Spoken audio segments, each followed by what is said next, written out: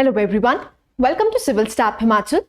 आज का लेक्चर हमारा बेस्ड रहेगा बच्चे दैट इज एनवायरनमेंट के पास्ट ईयर क्वेश्चंस पे। नेक्स्ट 4 डेज आपका एनवायरनमेंट के पास्ट ईयर क्वेश्चंस को हम डिस्कस करेंगे। पहले उसको स्टार्ट करने से पहले हम देख लेते हैं कि जो हमारा सिलेबस है उसमें क्या क्या टॉपिक्स दे रखे हैं। जो आपका सिलेबस है एनवायरनमेंट का बच्चे दैट इज डिवाइडेड इनटू 2। मैंने इसको 2 भागों में डिवाइड कर दिया है। पहला भाग जो है that is core concepts of environment और दूसरा भाग जो है दैट इज हिमाचल स्पेसिफिक। ये वाला जो जितने भी पोर्शंस आपको यहां पर दिख रहे हैं that is the core part of environment. Generally आपको ज्यादातर क्वेश्चन एनवायरनमेंट के कोर पार्ट से पूछे गए हैं, कुछ स्पेसिफिक टू हिमाचल प्रदेश भी हैं। Let's start with the syllabus first. देखिए, issues, concerns, policies, programmes, conventions, treaties that deal with the climate change. जो भी प्रॉब्लम्स क्लाइमेट चेंज के रिलेटेड हैं, जो कन्वेंशंस हुए हैं, जो प्रोग्राम्स इंडिया ने लॉन्च किए हैं अगेंस्ट क्लाइमेट चेंज, वो हमें पढ़ने हैं। दूसरा है the state of environment reports, environment protection and pollution control act and the rules. जो भी इंडिया ने एनवायरनमेंट पोल्यूशन को रोकने के लिए रूल्स बनाए हैं, रेगुलेशंस बनाए हैं, वो पढ़ने हैं। Number 3 is the environmental impact assessment. देखिए, ये बहुत इंपॉर्टेंट क्वेश्चन है। 8 मार्कर या 20 मार्कर क्वेश्चन आपसे पूछा जा सकता है that is on the environmental impact assessment, right. Next comes the national action plan on climate change that is NAPCC। देखिए, ऐसा देखा गया है, हर एक पास्ट ईयर पेपर को आप उठा के देख लीजिए, NAPCC पे जरूर एक क्वेश्चन पूछा गया है, be it 4 marker, be it 8 marker और be it 20 marker. So you can not leave this topic, it is very important. आज के ही चैप्टर में, आज के लेक्चर में हम डिस्कस करेंगे इसको। नेक्स्ट आता है बच्चे that is the Himalayan ecology, biosphere reserves and science and economics of the climate change. यहां पर पर्टिकुलरली किसके बारे में बात करी जा रही है, that is the Himalayan ecology, right. ये बच्चे था that is the syllabus for the core concepts of environment. Next बच्चे आता है आपका that is Himachal specific. Himachal specific में आपके 2 ही क्वेश्चंस हैं, 2 ही टॉपिक्स हैं। एक तो ये है बच्चे state biodiversity strategy and action plan.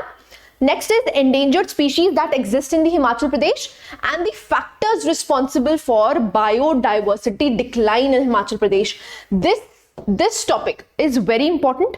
Again, ये क्वेश्चन बार बार आपके पास्ट ईयर पेपर्स में पूछा गया है कि what are the causes, what are the factors that is responsible for biodiversity decline in Himachal Pradesh, right? Next आता है बच्चे that is the relevance and role of intellectual property rights.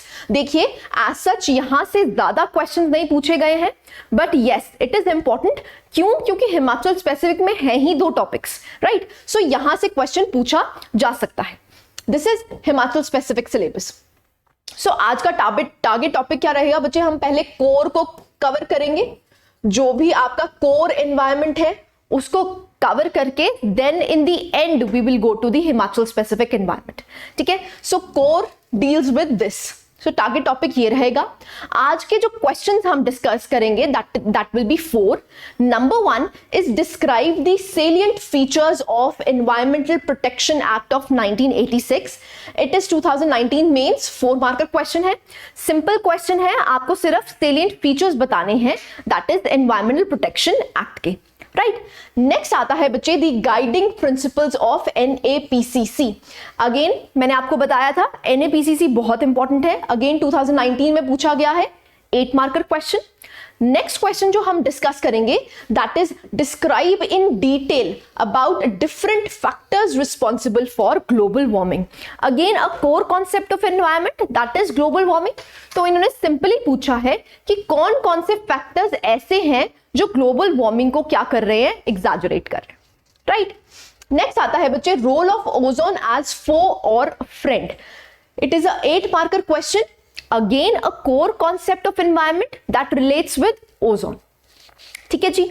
हम start करते हैं बच्चे पहले question say that is describe the salient features of environmental protection act of 1986।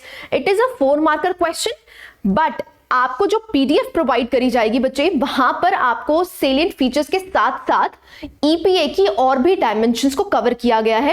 It is important for you to cover that PDF, ठीक है। आप क्या कर सकते हैं, प्रोबेबल क्वेश्चंस को ढूंढ सकते हैं। जो भी प्रोबेबल क्वेश्चंस हैं इसके कि और क्वेश्चंस क्या बन सकते हैं एनवायरमेंटल प्रोटेक्शन एक्ट से, तो वो कवर करना जरूरी हो जाता है। ठीक है जी, हम पढ़ते हैं बच्चे ईपीए।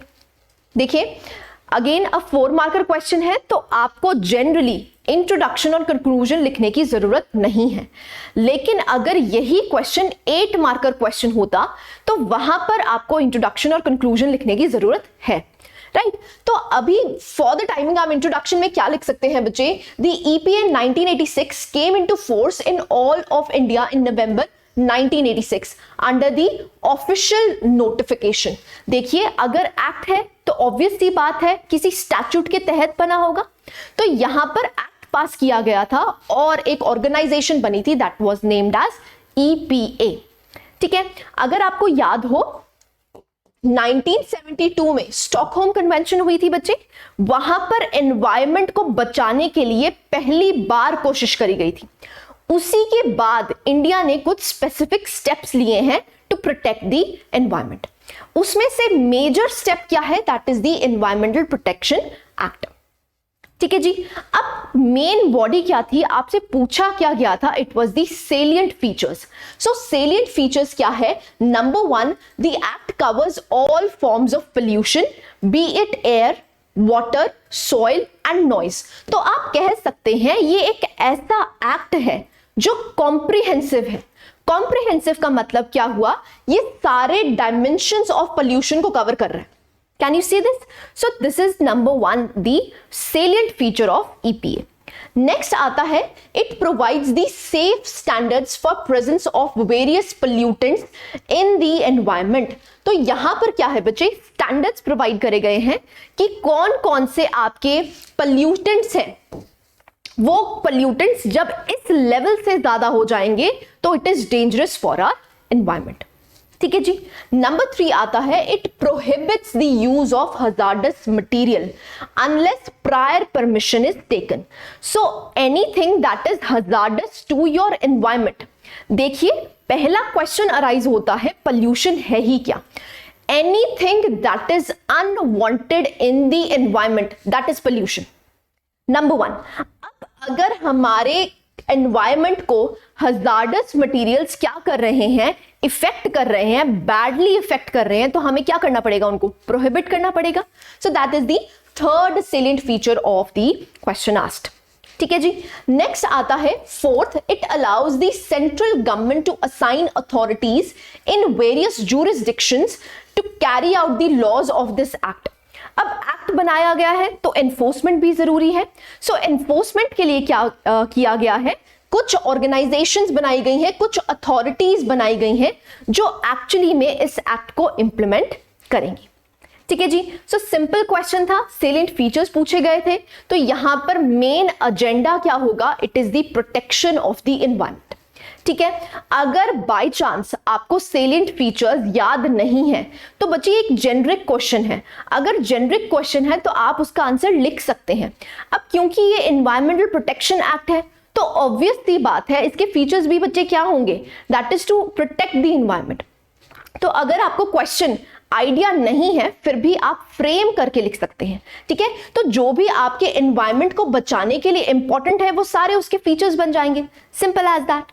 ठीक है, सो यहां पर बच्चे because it was a 4 marker question you need not write the conclusion. ठीक है जी, so this was your EPA environmental protection act. This was question number 1।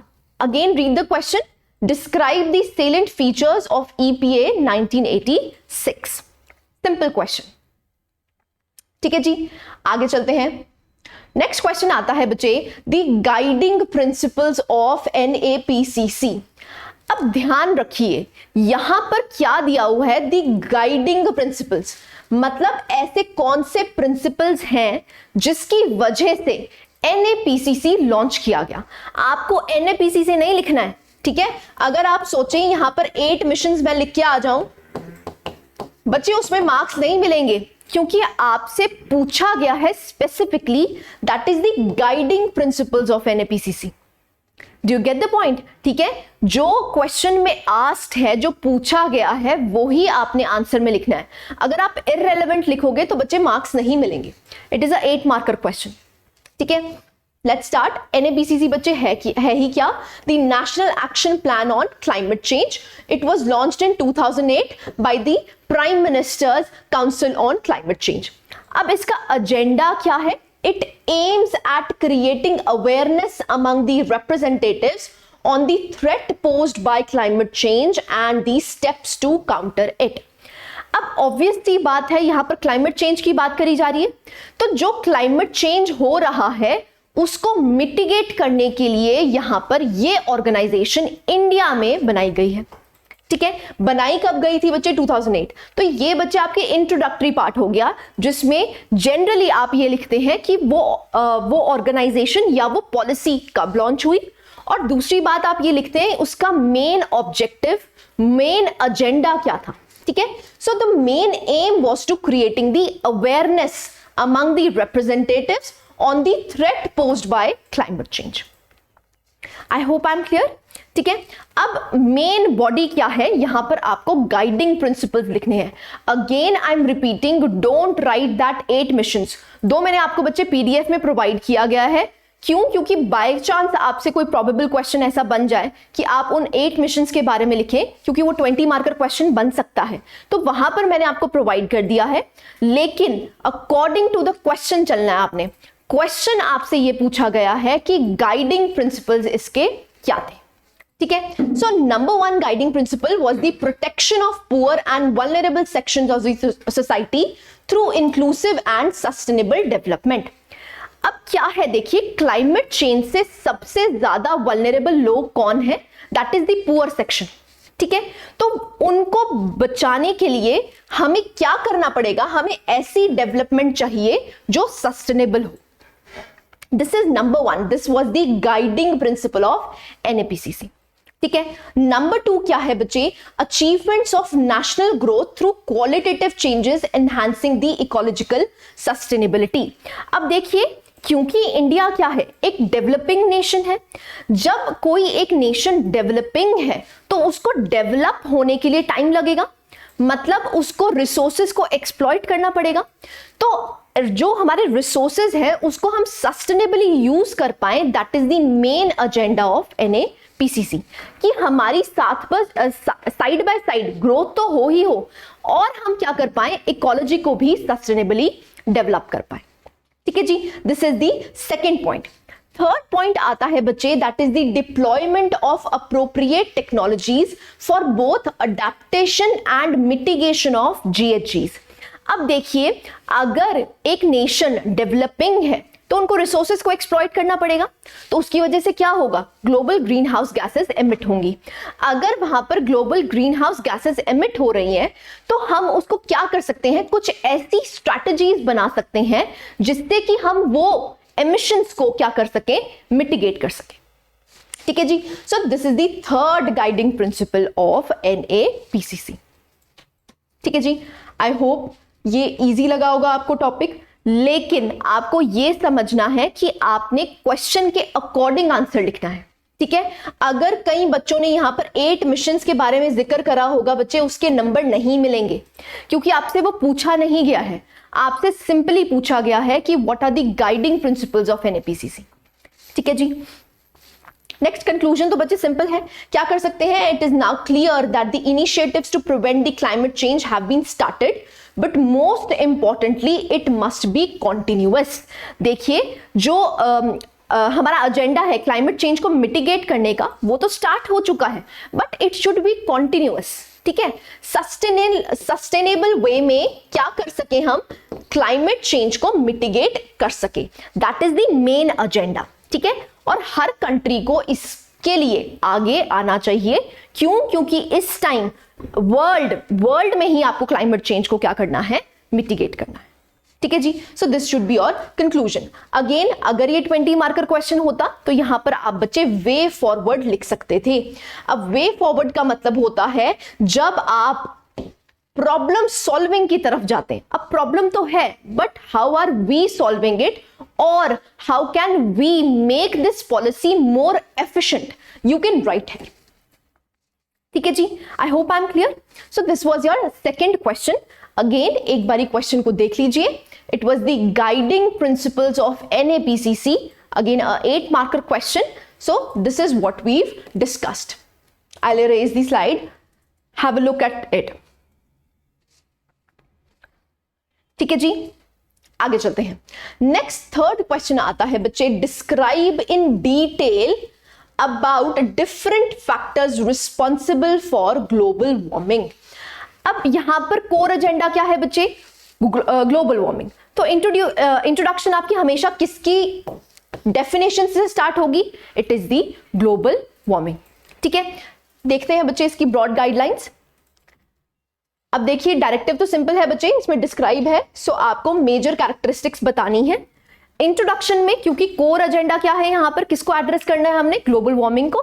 तो सबसे पहले आप इंट्रोड्यूस कैसे कर सकते हैं कि ग्लोबल वार्मिंग है ही क्या? What is global warming? So, global warming is a gradual increase in the Earth's temperature. It is a gradual increase in the Earth's temperature, and we have aggravated by making the human activities worse. ठीक है, human activities की वजह से हमने ये global warming का जो process है उसको एग्रवेट कर दिया है. Do you get the point? ठीक है, again now read the definition. Global warming is a gradual increase in the earth's temperature generally due to greenhouse effect caused by increasing levels of carbon dioxide, CFCs and other pollutants. Human activities की वजह से हमने ये pollutants की concentration बढ़ा दी है, जिसकी वजह से क्या हो रहा है? Global warming. ठीक है जी, ये बच्चे आपका इंट्रोडक्टरी पार्ट बन जाएगा. अब कोर मेन क्वेश्चन क्या था बच्चे? Describe in detail about the different factors responsible for climate change. अब देखिए, जो फैक्टर्स है हमने उसको दो भागों में डिवाइड कर देना है. एक तो है बच्चे that are man made factors, और दूसरे है बच्चे द नेचुरल फैक्टर्स. जो मैन मेड फैक्टर्स हैं उनकी वजह से जो ग्लोबल वार्मिंग है वो एग्रवेट हो गई है. ठीक है, नंबर 1 क्या है बच्चे? डिफॉरेस्टेशन. अब क्योंकि इंडस्ट्रियलाइजेशन हम बढ़ा रहे हैं तो उसकी वजह से हमें क्या करना पड़ रहा है? बड़े बड़े फॉरेस्ट को क्लियर करना पड़ रहा है. तो उसी की वजह से, डिफॉरेस्टेशन की वजह से क्या हुआ है? कार्बन डाइऑक्साइड को जो ले रहे थे, जो अब्सॉर्ब कर रहे थे, अब वो है ही नहीं. ठीक है, मतलब ट्रीज कार्बन डाइऑक्साइड को ले लेते थे, लेकिन अब डिफॉरेस्टेशन अगर हमने मास स्केल पे कर दी है तो कार्बन को स्टोर करने के लिए कोई है ही नहीं. ठीक है, so deforestation is number 1. Next is use of vehicles. अगर हम व्हीकल्स को यूज कर रहे हैं तो इसका मतलब क्या है? We are using petrol and diesel. अब पेट्रोल एंड डीजल की वजह से क्या होता है बच्चे? जो आपके ग्लोबल ग्रीन हाउस गैसेज हैं वो एमिट हो रही है, जिसकी वजह से क्या हो रहा है? Global warming. ठीक है जी. Number 3 is the use of chlorofluorocarbons, that is CFCs. उसकी वजह से भी क्या हो रहा है? Global warming. Number 4 is industrial development. बच्चे इसको लिंक कर सकते हो आप डिफॉरेस्टेशन से. And number 5 is agriculture. अब आप सोचेंगे एग्रीकल्चर से क्यों? देखिए, जब भी आप एग्रीकल्चर करते हैं तो आपको एक वास्ट पीस ऑफ लैंड को क्या करना पड़ता है? पहले क्लियर करना पड़ता है. इफ यू रिमेंबर, आपने छोटी क्लासेस में पढ़ा होगा शिफ्टिंग कल्टीवेशन. वो शिफ्टिंग कल्टीवेशन का मतलब क्या होता है? Slash and burn. तो आप क्या करते हैं? काट देते हैं और उसको बर्न कर देंगे. वो फॉरेस्ट को आपने क्या कर दिया? क्लियर कर दिया. उसके बाद आप एग्रीकल्चर करते हैं. तो जब भी एडवांसमेंट इन एग्रीकल्चर होगा, मतलब एग्रीकल्चर का पीस ऑफ लैंड बढ़ाते जाएंगे, तो ऑब्वियस सी बात है you have to cut down the trees. So agriculture की वजह से भी बच्चे क्या हो रहा है? That is global green house gases emit हो रही हैं. और अगर आपने पढ़ा हो, जब भी हम राइस को कल्टीवेट करते हैं तो बच्चे वहां पर methane gas CH4 methane gas बहुत ज्यादा एमिट होती है. Again it is a global green house gas. ठीक है जी. And number 6 is overpopulation. अब देखिए, अगर ओवर पॉपुलेशन होगा, again you have to cut down the trees and then you do the advancement. ठीक है, सो ओवर पॉपुलेशन की वजह से भी बच्चे ये होगा. दूसरा क्या है? अगर पॉपुलेशन ज्यादा है तो मतलब आपका रिसोर्सेज पे बर्डन भी ज्यादा है.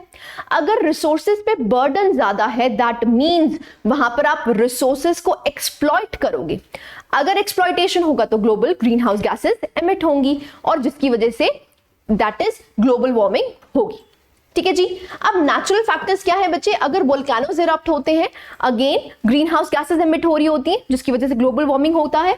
नेक्स्ट वाटर वेपर्स जो प्रेजेंट है again it is a gas which has global green house gases, ठीक है। नेक्स्ट इज फॉरेस्ट फायर्स, जब फॉरेस्ट फायर्स लगती हैं तब भी आपकी ग्रीन हाउस गैसेज एमिट होती हैं, ठीक है, जिसकी वजह से ग्लोबल वार्मिंग होती है। सो ये बच्चे आपके क्या हो गए, that is the natural factors. So आप इनको डिटेल में एक्सप्लेन कर सकते हैं, पीडीएफ को आप जरूर रेफर कीजिए, वहां पर इसको डिटेल में समझाया गया है, ठीक है जी।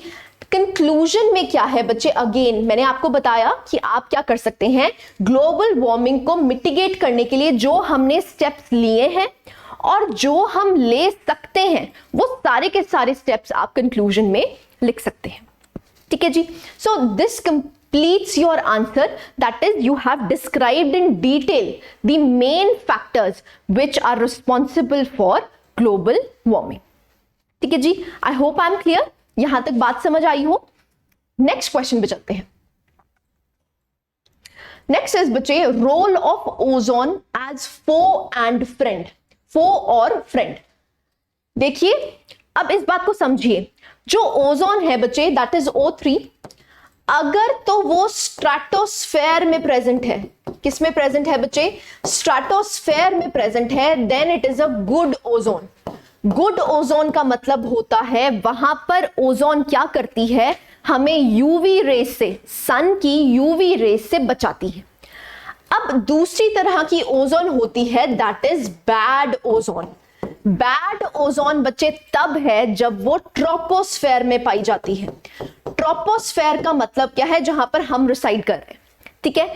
अगर आपको ओजोन ट्रोपोस्फेयर में पाई जाती है तब वो क्या कहलाती है, it is a bad ozone.